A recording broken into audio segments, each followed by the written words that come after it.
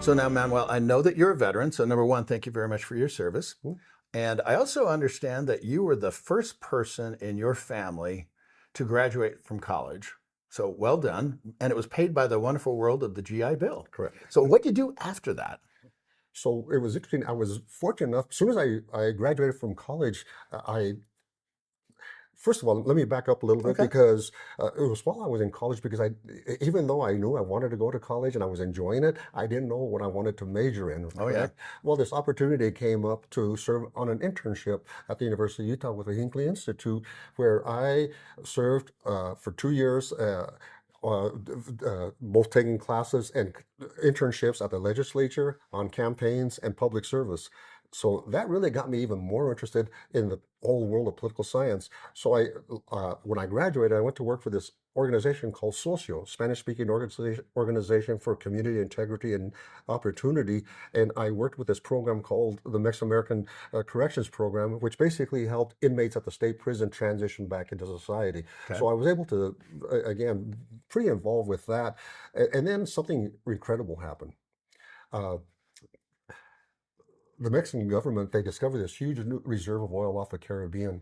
And with that came extra revenue.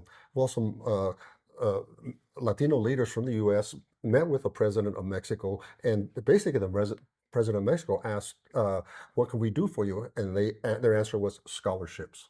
Oh. So the Mexican government for the next 5 years provided 50 Chicanos, Mexican American students from the universities here in the United States to go study and do graduate work in Mexico.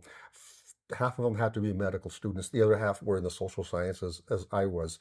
And leaving there, I became even more interested in politics because, as you know, living in another country, you get to see your country from totally the different outside, perspective. Oh, yeah. from a total different perspective. So, Manuel, you came home from Vietnam, and you had these internships, and you ended up in Mexico. Pretty dang cool. What did you do while you were in Mexico that kind of surprised you that you're going, okay, this is something I didn't expect?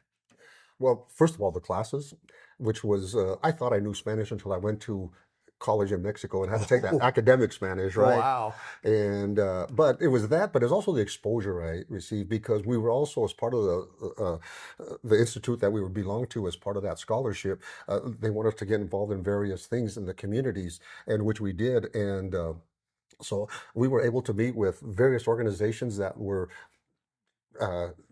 either some rebel groups, for example, but other more conservative groups. So a variety of groups, from the PLO to the Sandinistas to the people of that nature, right? And that just and at the same time, I'm reading Newsweek and Time magazine, and I'm getting a whole different story. Oh, yeah. What's really going on, or what is, and so that tells me one thing is that we can't believe everything we read.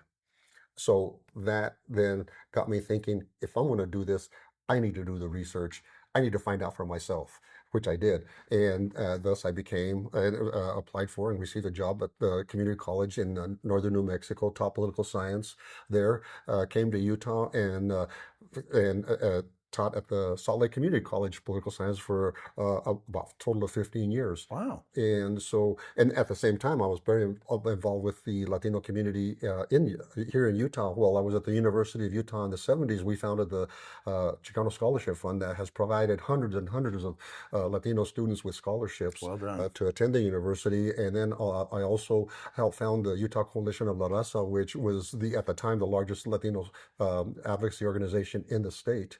And that is still around. And I've been fortunate because I've received several awards. The two I'm most proud of are the Cesar Chavez Peace and Justice Award, Lifetime Achievement Award, and also the Martin Luther King Drum Major Award. And so I've been very blessed, not only with family, and I've never done it for the recognition, but I've done it, but it has given me a satisfaction to know that I'm making a difference. And this is what I want to be able to pass on to my family. How does Manuel want to leave your mark? Better than when I found it. That is my goal, is just to leave this place a little bit better, more educated, hopefully healthier. With another entry in Family Heritage Stories and Manuel Romero, I'm Doug Jessup. We'll be right back.